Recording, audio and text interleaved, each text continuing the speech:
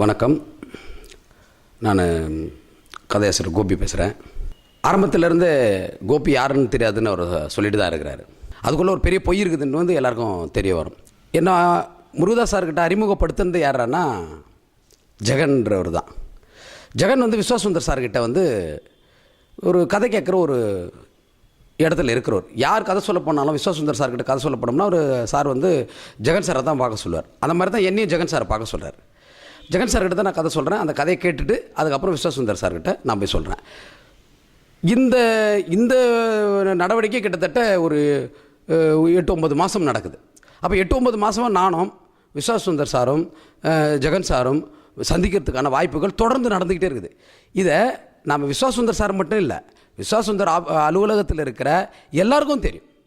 நீங்கள் விஸ்வாசுந்தர் சார் அலுவலகத்தில் நீங்கள் யார்கிட்ட போய் கேட்டாலும் சொல்லுவாங்க கோபின்னா யாருன்னு சொல்லுவாங்க, கோபிக்கும் ஜெகனுக்குமான உறவினன்னு சொல்லுவாங்க. இது எல்லாருக்கும் தெரிஞ்ச ஒரு விஷயம். இந்த மாதிரியான சூழலில் ஜெகன் சார், அதாவது முருகதாஸ் சார் என்ன சொல்கிறாருனாக்கா, கோபியை எனக்கு தெரியவே தெரியாதுன்றார். ஜெகன் சார் அதுக்கு மேலே போய்ட்டு நான் ஒரே ஒரு முறை எதிர்பாராத விதமாக நான் கோபியை நான் வந்து விஸ்வாசுந்தர் சார் ஆஃபீஸில் மீட் பண்ணதாக சொல்கிறார். இதை விட பெரிய ஆதாரம் எனக்கு வேணான்னு நினைக்கிறேன் நான். இப்போ இவங்க எல்லாருமே என்ன சொல்கிறாங்கன்னா, ஒரு தொலைபேசி பேசுனது இருக்கா, இல்லை வந்து வேறு மாதிரியான ஏதாவது கான்டாக்ட்ஸ் இருக்குதா அப்படின்னு சொல்கிறாங்க. இப்போ நான் ஒரு ஃபோட்டோ அவர் கூட எடுத்திருந்தேன், இது ஒரு ஆதாரம் அப்படின்னாக்கா என்ன சொல்லுவாங்கனாக்கா, ஒரு பெரிய ஆள், இண்டஸ்ட்ரியில் இருக்கிற ஒரு பெரிய ஆள், அவரை சந்திக்கிறதுக்கு 1000 பேர் வருவாங்க, புகைப்படம் எடுத்துக்கிறதுக்கு விரும்புவாங்க, இதெல்லாம் ஒரு சாட்சியாக முடியுமா அப்படின்னு சொல்லலாம். இப்போ நீங்கள் தொலைபேசி பற்றி சொல்கிறீங்க, தொலைபேசி எதுனா தொடர்பில் இருக்குதா, அப்படி எதாவது பதிவு இருக்குதா அப்படின்றீங்க. சரி, நாளைக்கு நான் ஒரு தொலைபேசி இருக்கிறதாக நான் இது பண்ணிட்டேன், ஆதாரம் கொடுத்துட்டேன், ஒத்துப்பீங்களா? என் பேரை போட்டுருவீங்களா? எனக்கு தர வேண்டிய எல்லா பணத்தையும் தருவீங்களா? அந்த பங்கு வந்து சேர்ந்துருமா சொல்லுங்கள். ஏன்னா அது ஒரு பெரிய செய்தி கிடையாது. ஏன்னா ஒரு 5 வருடத்துக்கான என்னுடைய தொலைபேசி, என்னுடைய கான்டாக்ட் நம்பர்ஸ் அதெல்லாம் நான் மொத்தமாக என்னுடைய இதில் தொலைபேசி நிறுவனத்தில் போய் நான் எடுத்துகிட்டு வந்துட்டேனாக்கா அதை என்னால் கண்டுபிடிச்சிட முடியும். ஆனால் நான் என்ன நினைக்கிறேன்னா, ஒரு கலைஞனுக்கு வந்து ஆதாரங்களை விட நம்பிக்கைகள் தான் வந்து பெரிதாக இருக்குதுன்னு நினைக்கிறேன். அந்த நம்பிக்கையின் அடிப்படையில் நான் பேசுகிறேன். ஆதாரங்கள் தான் வேணும்னாக்கா இது ஒரு கார்பரேட் புத்தி, ஒரு கார்பரேட் புத்தியிலேருந்து வருது. எல்லா குற்றங்களையும் செஞ்சுட்டு அதுக்கு என்ன ஆதாரம் இருக்குது அப்படின்றது. நம்பிக்கை சார்ந்து தவறுகள் நடக்கிறதுல வாய்ப்பு இருக்குது. ஆனால் ஒரு மனிதனாக திரும்பவும் அதை நம்ம திருத்திக்கிறதுக்கான சூழல்களும் இருக்குது. ஆனால் இதை ஒரு கலைஞன் செஞ்சுருவான். ஆனால் ஒரு கார்பரேட் செக்டரில் இருக்கிறவன் செய்ய மாட்டான். அந்த இடத்துல தான் இவங்க ஆதாரங்கள் கேட்குறாங்க.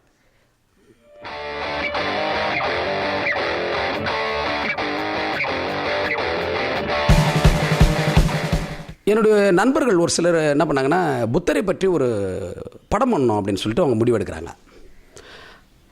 புத்தரை பற்றி படம் எடுக்கணும் அப்படின்னு சொல்லும்போது நான் அதுக்கான வேலைகள் செஞ்சுட்டு இருந்தேன். அந்த வேலைகள் வந்து அப்போ அவங்கக்கிட்ட பேசும்போது, புத்தர்னாக்கா இங்கே வந்து ஒரு துறவி மாதிரியோ இல்லை ஒரு உபதேசி மாதிரியோ என்னால் பண்ண முடியாது. அவன் ஒரு ரிபல், மிகப்பெரிய ஆரியத்துக்கு எதிராக வார் பண்ண ஒரு பெரிய ரிபல். அப்போது அந்த மாதிரி என்னால் ஒரு கதை பண்ண முடியும், ஏன்னா புத்தரை நான் அப்படி ஸ்டடி பண்ணியிருக்கிறேன் அப்படின்னு சொல்லிட்டு அதுக்கான வேலைகளை நான் திரும்பவும் ஃப்ரெஷ்ஷாக ஆரம்பித்தேன். இந்த நேரத்தில் தான் மூத்தக்குடின்ற கதையை நான் வந்து முருகதாஸ் சார்கிட்ட சொல்லியிருக்கிறேன். புத்தரை பற்றி நாங்கள் இது பண்ணும்போது ஃபஸ்ட்டு நான் செஞ்ச வேலைகள் என்னன்னாக்கா, புத்தருடைய வாழ்க்கை வரலாறு மட்டும் இல்லாமல் தமிழகத்துக்குள் பௌத்தம் பரவியதை பற்றியும் நான் வாசிக்கிறதுக்கான வேலைகளை செஞ்சேன். அப்போ தான் வந்து போதி தர்மான்ற ஒரு கேரக்டர்ஸ் பற்றியும் நான் தெரிஞ்சுக்கிட்டேன். அதுக்கு முன்னால் வந்து இவர் போதி தர்மாவை பற்றி ஒரு சின்ன அறிமுகம் வந்து ஓஷோ சொல்லியிருப்பார். ஜுரம் அடித்தா மருத்துவமனைக்கு போயிடறான் சாதாரணம். முன்னெல்லாம் அப்படிலாம் கிடையாது. எங்கள் ஊர்லலாம் ஜுரம் அடிச்சதுன்னா ஒரு கசாயம் சாப்பிட்டு மண்ணுட்டி எடுத்து தோல் மேலே வச்சுட்டு கழனிக்கு போயிடுவான் வேலைக்கு.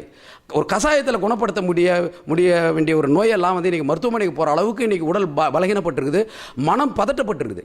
இந்த சூழ்நிலையில் இந்த மாதிரியான மக்கள் மீது ஒரு பயோவர் நடத்தினா என்ன நடக்கும்? அவங்க எப்படி எதிர்கொள்வாங்க?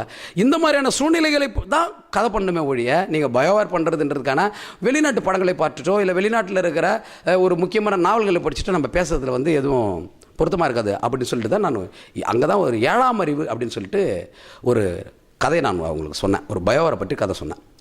அந்த கதையில் 7ஆம் அறிவுன்னு ஏன் நான் பேர் வச்சேன்னாக்கா, மனிதனுடைய 6ஆம் அறிவு பகுத்தறிவுன்னு சொல்கிறாங்க.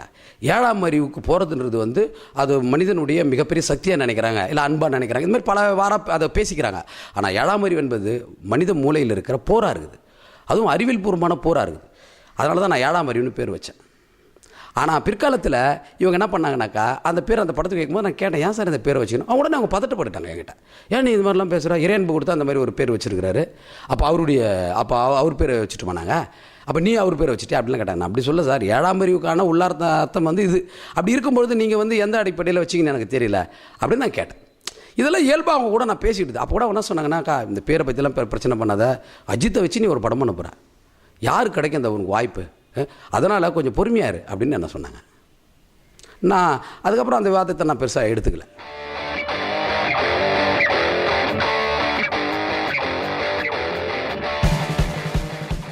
பப்ளிசிட்டிக்காக பண்ணுறேன், பணத்துக்காக பண்ணுறேன் அப்படின்ற மாதிரி 2 புகார்கள் என் மேலே இருக்குது. ஃபஸ்ட்டு பணத்துக்காக பற்றி பேசுவோம். என்னை வந்து பணம் கொடுத்து இந்த பிரச்சனையை முடிவு கொண்டு வரலாம் அப்படின்னு சொல்லிட்டு என்னை ஒரு முறை வந்து பிடி செல்வகுமார் சார் வந்து ஒரு இயக்குனர் ஜெயவல் ஒருத்தர் மூலிமா என்னை கூப்பிட்றாங்க. நான் வந்து க்ரீன் பார்க் ஹோட்டலுக்கு என்னை கூப்பிட்டாங்க. அந்த ரிசப்ஷனில் உட்காந்து தான் நாங்கள் பேசணும். அப்போ அவர் என்கிட்ட சொல்கிறாரு, பணம் வாங்கிட்டு இந்த பிரச்சனைகளை முடிச்சிக்கலாம், ஏதாவது ஒரு நம்பர் சொல்லுங்கள் அப்படின்னு தான் என்கிட்ட சொல்கிறாங்க. நான் வந்து அப்போ சொன்னேன், சார் எந்த சூழ்நிலையும் எனக்கு பணம் பிரதானமானது கிடையாது. எனக்கு வந்து ஹீரோக்கிட்டேயோ இல்லை வந்து அந்த தயாரிப்பாளர்கிட்டயோ நான் கதை சொல்ல விரும்புகிறேன். நீங்கள் கதையை முதல்ல தயவுசெய்து கேளுங்க. என் கதை மாதிரி அது இருந்ததுனாக்கா நீங்கள் அதை வெளிப்படையாக கூட சொல்லிக்க வேணாம் என்கிட்ட, அவங்க கதை மாதிரி தான் இருக்குது, ஏன்னா உங்களுக்கு கதை தெரியும். அப்படி இருந்ததுன்னா எனக்கு நீங்கள் பணம் கொடுக்குறதுக்கு முயற்சி செய்யுங்க. ஆனால் என் கதை போல் அது இல்லைனாக்கா நீங்கள் எனக்கு 1 கோடி ரூபா கொடுத்தா கூட எனக்கு வேணாம். ஏன்னா ஒரு இந்த மாதிரியான பெரிய ப்ராஜெக்ட்குள்ளே வந்து இப்போ வந்து ஏதாவது பிரச்சனை பண்ணி ஏதாவது பணத்தை கொடுத்து இந்த மாதிரி ஆட்களெல்லாம் நம்ம ஒழிச்சு கட்டுறதை தவிர வேறு வழி இல்லை அப்படின்ற மாதிரியான சூழலை நெருக்கடிகளில் நீங்கள் எனக்கு பணம் கொடுக்காதீங்க. அப்படி நான் வானம், எனக்கு அது தேவையில்லை அப்படின்னு நான் நினைக்கிறேன். இது என்னுடைய விஷயம். பப்ளிசிட்டி அப்படின்னா எனக்கு அது புரியல. என்ன எந்த காரணத்துக்காக நான் பப்ளிசிட்டி பண்ணிக்கணும்? எத்தனை படங்களுக்கு நான் அந்த மாதிரி வந்து நான் முன் வந்து இது ஒரு விஷயமாக சொல்லியிருக்கிறேன். என்னுடைய கதை அப்படின்றதுக்கான எல்லா விதமான ஆதாரங்களோடு நான் ஒரு விஷயத்தை பேசுகிறேன். வேறு ஏதாவது இது மாதிரியான படங்களை பற்றி எண்ணற்ற படங்களுக்கு நான் வந்து இந்த மாதிரி தொடர்ந்து பேசிகிட்டு இருக்கிறோன்னா அது பப்ளிசிட்டியாக இருக்கலாம். என்னுடைய படங்களுக்கான விஷயங்களை நான் வந்து என்னுடைய கதை அப்படின்றத நான் சொல்கிறேன். என்னுடைய கதை இதுன்றது நான் சொல்கிறேன். இதுக்கான எல்லா ஆதாரங்களும் இருக்குது. இந்த ஆதாரங்கள் பொய்யா இருக்கும் பட்சத்தில் என்னுடைய இந்த செயல்பாடுகள் பப்ளிசிட்டி. ஒருவேளை இந்த ஆதாரங்கள் உண்மையாக இருக்கும் பட்சத்தில் இந்த பப்ளிசிட்டியை நீங்கள் என்ன சொல்லுவீங்க? சமீபத்தில் நான் ஒருத்தர் சொல்லியிருக்கிறார். என்ன சொல்லியிருக்கிறாருன்னா, ஒரு கதை இன்னொரு கதை போல் இருக்கிறதுல வந்து வாய்ப்பு இருக்கிறதுக்கு வாய்ப்பு இருக்குது, ஒருத்தர் மாதிரி இன்னொருத்தர் சிந்திக்க முடியும். எல்லாமே உண்மை தான்.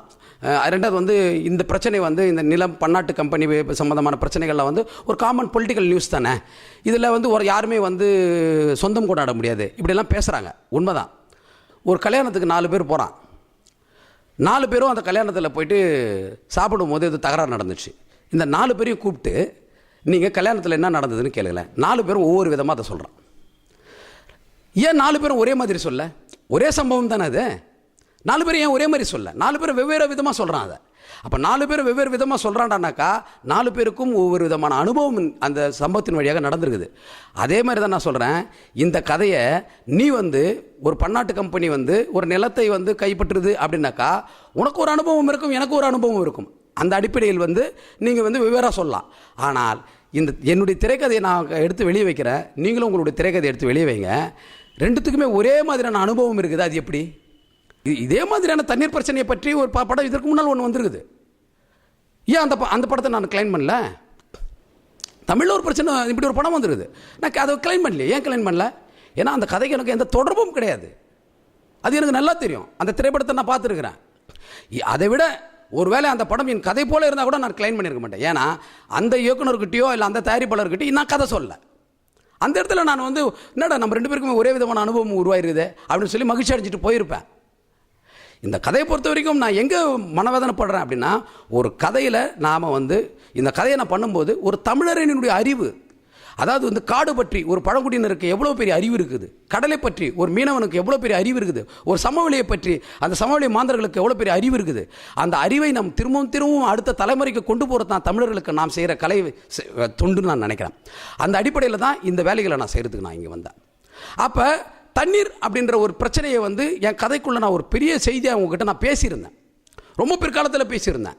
அது எப்படி பேசியிருந்தேன்னாக்கா, அந்த இரட்டை பாத்திரங்கள் வந்ததுக்கப்புறம் நான் ஒரு புத்தகங்கள் வழியாக எனக்கு வந்து ஒரு அனுபவம் கிடச்சிது. என்னென்னா, தமிழர்கள் தரையின், அதாவது பூமியின் மீது இருக்கிற தாவரங்களை வைத்து பூமியின் மீதில் இருக்கிற தாவரங்களை வைத்து பூமி கீழே இருக்கிற என்னென்ன மாதிரி நீரோடைகள் இருக்குதுன்றதை பற்றி தெரிஞ்சுக்கிற அளவுக்கு அவங்களுக்கு ஒரு அறிவு இருந்தது. பூமியின் மீது எப்படி நீரோடைகள் இருக்குதோ அதே மாதிரி பூமியின் கீழே இருக்கிற நீரோடைகளை பற்றியான அறிவு இருந்தது. அப்போ தண்ணியை கண்டுபிடிக்கிறதுக்கு அவங்க வந்து நிறைய அனுபவங்களை பெற்றிருக்கிறாங்க. பூமிக்கு மேலே அதை பல விதங்களாக தண்ணியை கண்டுபிடிக்கிறதுக்கான வேலையை செஞ்சுருக்கிறாங்க. அது இயந்திரங்கள்லாம் அவங்களுக்கு தேவைப்படலை. ஆனால் இந்த கதையில் நீ என்ன பண்ணுறேன்னா அதை நான் சொல்லியிருக்கிறேன். அப்போ அதை நீ செஞ்சிருந்தனாக்கா நீ தமிழர் அறிவை பற்றி பேசுகிறன்னு அர்த்தம். ஆனால் ஒரு இயந்திரம் வரும்பொழுது தமிழன் கடன் வாங்கப்படுகிறான். தன்னுடைய அனுபவ அறிவையும் தலைமுறை அறிவையும் எழுந்துட்டு ஒரு புதிய விஞ்ஞான அறிவு தொழில்நுட்ப அறிவை அவன் கடன் வாங்கும்பொழுது தமிழ் அங்கே தோர்த்து போகிறான். தமிழ் பண்பாடு தோற்குது. அங்கே தான் நான் கோவப்படுறேன். எப்போ ஒரு யதார்த்தமான ஒரு சினிமா, ஒரு வரலாற்று சினிமா எப்பொழுது வணிக சினிமாவாக மாறுதுன்னா இந்த மாதிரியான காட்சிகள் மாற்றம் அடையும் போது தான் மாறுது. அங்கே தான் ஒரு தமிழ் நான் கோவப்படுறேன். ஒரு படைப்பாளிக்கான கோபம் இதுதானே. ஒரு படைப்பாளி இந்த அடிப்படையில் தான் நான் கோவப்பட முடியும். என்னுடைய படைப்புகள் எப்படி ஒரு விவசாயி தன்னுடைய நிலங்களை இழக்கும்போது, ஒரு பழங்குடி எப்படி தன்னுடைய காடை இழக்கும்போது எப்படி பதட்டப்படுறான், அந்த மாதிரி பதட்டப்படுறேன். என்னுடைய கதைகள் என்கிட்ட இருந்து கைவிட்டு போகும்பொழுது குறைஞ்சபட்சம் இந்த உணர்வுகளை உங்களால் புரிஞ்சுக்க முடியாதா? நான் என்ன சொல்கிறேன், இவ்வளோ ஒரு இரக்கமற்று இருப்பீங்களா? என்னுடைய உணர்வுகள் புரியுதியா? ஒரு கலைஞனுக்கான உணர்வை எப்படி நீங்கள் புரிஞ்சுக்கல? என்ன நிறைய பேர் கேட்குறாங்க, இவ்வளோ அறிவாக பேசுகிறீங்களே, இவ்வளோ தெளிவாக இருக்கிறீங்களே, நீங்கள் உங்கள் கதைகளை வந்து நீங்கள் வந்து காப்பிரைட் பண்ணலன்னு. ஏங்க, ஒரு சாதாரணமான ஒரு உதவி இயக்குநர்களுடைய வாழ்க்கை என்னங்க? தமிழகத்தில் உதவி இயக்குநர்களுடைய வாழ்க்கைகளை பற்றி எத்தனை பேர் கவனிச்சிருக்கிறீங்கன்னு நினைக்கிறீங்க? எவ்வளோ பேரை பற்றி பேசுகிறோம்ல. சென்னைக்கு வந்து ஒரு இயக்குனர் ஆகணும் அப்படின்றதுக்கு முன்னால் ஒரு உதவி இயக்குனருக்கான வாழ்க்கையை பற்றி எத்தனை பேருக்கு இங்கே வந்து தெரியும்? நீங்கள் சொல்லுங்கள். ஒரு உதவி இயக்குனராக இருக்கிற எங்களை போன்ற ஆட்களுக்கு ஒரு பதிவு பண்ணுறதுக்கான ஒரு வாய்ப்பு எப்படி நிகழும் நீங்கள் நினைக்கிறீங்க? ஏங்க, ஒரு படைப்பாளி தன்னுடைய கதைகளை என்ன பண்ணுவான் நீங்கள் நினைக்கிறீங்களா? அது வந்து ஒரு சமூக அறிவுங்க. அது ஒரு சமூக அறிவு. அந்த சமூக அறிவை கலை அறிவாக அவன் மாற்றும் பொழுது அந்த கலை அறிவை அவன் என்ன பண்ணுறானாக்கா அது யார்கிட்டையாவது சொல்லி ஒரு படைப்பாக வெளிக்கொண்டு வர்றதுக்கான முயற்சிகளில் தான் இருப்பான். அதுக்கே அவனுக்கு வந்து படாத பாடு பண்ணான் அவன். ஆனால் அதை ஒரு சொத்துரிமையாக மாற்றுற அளவுக்கு அதுக்கு ஒரு காப்பிரைட் வாங்குறான்னு வச்சுக்கேன், அதை வந்து ஒரு சொத்துரிமையாக மாற்றுறான். நான் என்னுடைய படைப்புகளை என்னுடைய கலை உரிமையாக பார்க்குறேன். நீ என்ன சொல்கிறனா அதை காப்பிரைட் பண்ணி ஏன் உன்னுடைய சொத்துரிமையாக மாற்றலன்ற ஒரு சரியான ஒரு படைப்பாளிகள் சொத்துரிமைகளை பற்றியான அக்கறையில் இருப்பான். பாரதிகிட்டையோ பாரதிதாஸ்கிட்டையோ நீங்கள் போய் கேட்க முடியுமா நீங்கள் காப்பிரைட்ஸை பற்றி? ஒரு படைப்புகளை உருவாக்குறாங்க, அந்த படைப்புகளை மக்கள்கிட்ட கொடுத்துட்டாங்க. பாதுகாக்க வேண்டியது மக்களுடைய கடமை. ஏன் நிறைய மிகப்பெரிய சிறந்த இலக்கியங்கள் எல்லாம் தேசியமயமாக்கப்படுது அப்படின்னாக்கா அது யாரும் சொந்தம் கொண்டாடக்கூடாது. அது மாதிரி தான் ஒரு சிறந்த படைப்பாளி தன்னுடைய படைப்புகளை வந்து காப்பிரைட்ஸ் பண்ணக்கூடாது. நியாயமாக என்னை பொறுத்த வரைக்கும் அது என்னுடைய பர்சனல், நான் சொல்கிறேன், என்னுடைய தனிப்பட்ட அனுபவம். நான் ஒரு கதை நான் உங்ககிட்ட சொல்லிட்டேனாக்கா என்னை கொண்டாடுவதை தவிர உங்களுக்கு வேற வேலை இல்லை.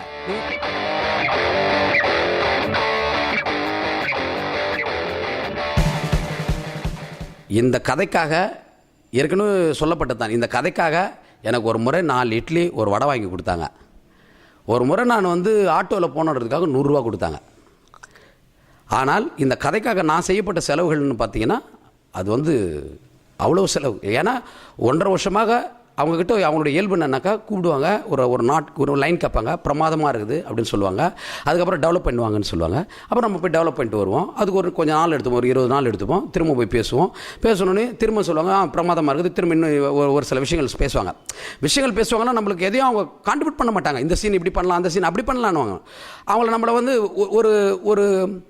ஒரு கியர் மாதிரி யூஸ் பண்ணுவாங்க. இப்போ 60 முறுக்குவாங்க நம்மளை. நம்ம ஃபாஸ்ட்டாக போனோம்னா இன்னும் ஒரு முறுக்குவாங்க, ஒரு 100 போவோம், இன்னும் ஃபாஸ்ட்டாக ஒரு 100, இந்த மாதிரி நம்மளை எவ்வளோ முறுக்க முடியுமோ முறுக்குவாங்க. அதுதான் அவங்களுடைய கான்ட்ரிபியூட் வழியை. எந்த இடத்துலையும் வந்து அவங்க வந்து அவங்களுடைய கான்ட்ரிபியூட் வந்து கிடையாது. ஒரு இடத்துல கூட இந்த காட்சி இப்படி வைக்கலாம், இந்த காட்சி அப்படி வைக்கலாம்னு மாட்டாங்க. ஆனால் அதை விட எப்படி நம்மளை வந்து உற்சாகப்படுத்துவாங்கன்னா ஆச்சரியப்படுவாங்க. நம்ம சொல்கிறதெல்லாம் பார்த்து ஆச்சரியப்படுவாங்க, நம்மளை ரொம்ப இம்ப்ரெஸ் பண்ணுவாங்க. பிரமாதமாக பண்ணுறீங்க, 2வது படம்லாம் நீங்கள் ஹாலிவுட்டில் பண்ணுவீங்க, பிரமாதம், வாய்ப்பே இல்லைங்க, தமிழ் சினிமாவில் இப்படி ஒரு ஆள் கிடையாதுங்க, இப்படி தான் பேசுவாங்க. இந்த மாதிரி பேசி பேசி பேசி பேசி நம்மளை என்ன பண்ணுவாங்கன்னா ஒரு விதமான போதைக்கு உட்படுத்துவாங்க. நாம் என்ன நினைக்கிறோம்னா நமக்கு ஏற்கனவே நமக்கு வந்து இவங்ககிட்ட இருக்கிற இவங்க பேசின விஷயங்கள் மீது நம்மளுக்கு இவங்க மேலே ஒரு பெரிய ஈடுபாடும் அக்கறையும் உருவாகிருக்கிற தன்மையினால் நாம் என்ன பண்ணுறோம்னா அவங்களுக்காக நம்ம உழைக்க வேண்டிய மாதிரி ஒரு கூலி தொழிலாளி மாதிரி மாறி இருப்போம். ஒரு கட்டத்தில் விலகி நின்று நம்மளே நம்ம கவனிக்கும் போது தான் நம்மளுக்கு தெரியும் நம்ம ஒரு கூலி தொழிலாளி மாதிரி உழைச்சிருக்கிறோம்.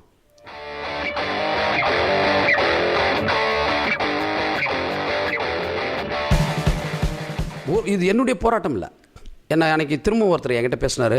இதே மாதிரி ஒருத்தர் கேட்டார், பணம் கொடுத்தா திரும்ப வாங்கிக்குவீங்களானார். இந்த கதை வந்து ஒரு பெரிய கலைப்படைப்பாகவும் மக்களுக்கு வந்து இலவசமாக போட்டு காட்டுற ஒரு படைப்பாக இருந்திருந்தால் இந்த கலைப்படைப்பிற்கு வந்து நம்ம பணம் வாங்க தேவையில்லை. இது கோடி கோடியாக இந்த பணம் வந்து சம்பாரிச்சிருக்குது. அப்போ அந்த சம்பாதிப்பில் என்னுடைய உழைப்பு என்பது மிக பிரதானமான பங்கு வச்சுருக்குது. அப்போ பணம் என்பது எனக்கு நியாயமானது தான், எனக்கான பங்கு என்பது எனக்கு நியாயமானது தான். ஆனால் இந்த நியாயத்தை விட நான் இன்னொன்றையும் கவனிக்கிறேன், நீதி. பணமா பேரா அப்படின்னு கூட கேட்டாங்க. நான் சொன்னேன், இனிமேல் எனக்கு பேரும் வேணாம் பணமும் வேணாம், ஆனால் நீதி முக்கியம். ஏன்னா எனக்கு நீங்கள் பணம் கொடுத்தீங்கன்னா பேர் கொடுத்தீங்கன்னா என்ன ஆகும்னா அது என்னை சாரும். ஆனால் நீதி என்பது எனக்கு அல்ல. என்னை மாதிரி எத்தனையோ பேர் இழந்திருக்கிறான் வாய்ப்புகளை. அவங்களுக்கான நீதியாக இது போய் சேரும். இல்லை இப்படி ஒரு கதையை நான் பண்ணேன், நான் என்னால் இன்னொரு கதை பண்ண முடியாதாண்ணா? அந்த கதை பண்ணி என்னால் அந்த புகழை சம்பாதிக்க முடியாதாண்ணா? புகழோ இதுவும் எனக்கு பெரிய பிரச்சனை கிடையாது. என்னுடைய ஒரே வேலை திட்டம் என்னென்னா இந்த அறிவு திருட்டுக்கு எதிராக போராடுறது. இதனால் எதிர்காலத்தில் எனக்கு எதுனாலும் நடக்கலாம். அந்த இடத்துல தான் நான் அதை பற்றி திரும்ப மக்களுக்கு முன்னால் நிற்கிறேன்.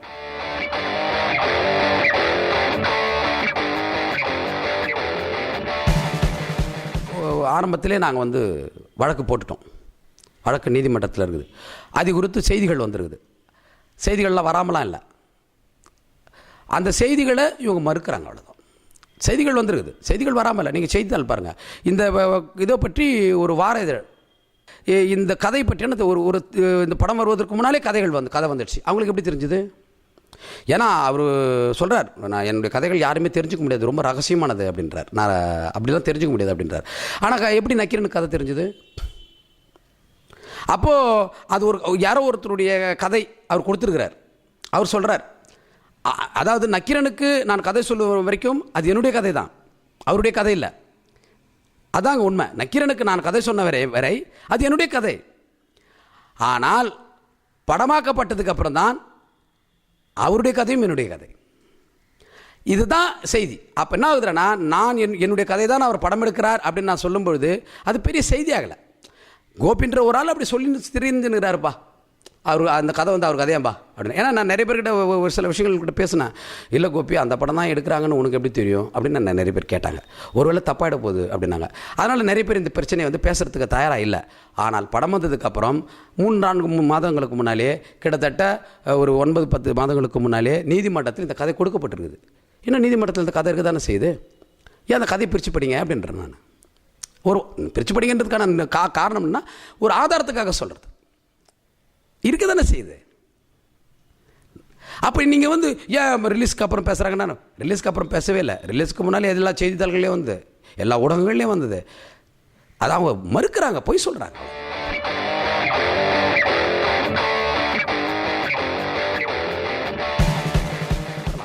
நான் யார்கிட்டையும் போயிட்டு நான் யாரையும் அழைக்க மாட்டேன். அவங்களே முன் வரலாம். முன் வரவங்களை அவங்களே தான் தன்னை அடையாளப்படுத்திக்கிற மொழியை நான் வந்து பேர் சொல்ல வரல. எனக்கு எண்ணற்ற கலைஞர்கள் எனக்கு ஃபோன் பண்ணியிருக்கிறாங்க, என்கிட்ட பேசியிருக்கிறாங்க. தோழர், நீங்கள் நான் உங்களுக்கு ஆதரவாக இருக்கிறோம், நீங்கள் தைரியமாக இருங்க அப்படின்னு எனக்கு ஆறுதல் சொல்லிடுறாங்க. அவங்க பேர்களெல்லாம் நான் சொல்ல வேணாம்னு நினைக்கிறேன். ஏன்னா ஒரு சரியான நேரத்தில் அவங்களே வந்து தன் பேரை வந்து முன்மொழிந்து அடையாளப்படுத்திக்கிட்டு என்னோட இணைந்து நிற்பாங்க. அது வரைக்கும் நான் காத்திருக்க வேண்டிய தேவை இருக்குது.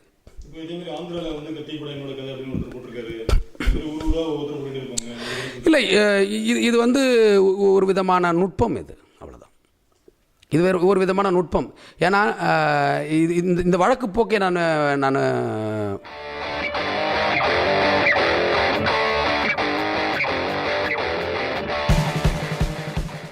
அப்படியெல்லாம் எனக்கு எந்த மிரட்டலும் எதுவும் வரல. யாரும் என்னை மிரட்டவும் இல்லை. அவங்க தரப்பில் இருந்து அது மாதிரிலாம் எதுவும் இல்லை. ஆனால் டிஸ்டர்ப் பண்ணுற மாதிரி நிறைய கால்ஸ் வந்துச்சு. ஆரம்ப காலங்களில் நிறைய கால்ஸ் வரும் பேசுவாங்க.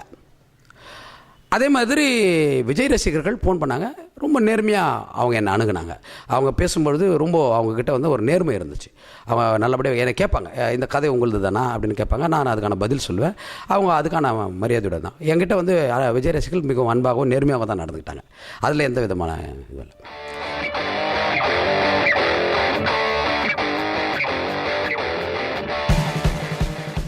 அதற்கான வேலைகள் நடந்துட்டு இருக்குது. இதுவும் ஒரு தமிழ் சமூகம் குறித்த கதை. நான் எப்பொழுதுமே 3 விளிம்பு நிலை மனிதர்களை பற்றி தான் நான் கதை பண்ணுறதுன்னு நினைக்கிறேன். தமிழர்களில் இருக்கிற ஒடுக்கப்பட்ட மக்கள், மத சிறுபான்மையில் இருக்கிற இஸ்லாமியர்கள். என்னை பொறுத்த வரைக்கும் இவங்களை எல்லாமே இணைச்சி இவங்களை எல்லாமே ஒரு சமூகமாக மாற்றுவதற்கான ஒரு திரைப்படங்களை பண்ணுறதுக்கான கதைகளை தான் நான் திரும்ப பண்ணுவேன். அதெல்லாம் நான் சொன்னேன், எங்கள் மாற்று சினிமாக்கள் பண்ணணுனாக்கா, இந்தியாவில் மாற்று சினிமா பண்ணணுனாக்கா அது தலித் சினிமாவாக தான் இருக்கும்.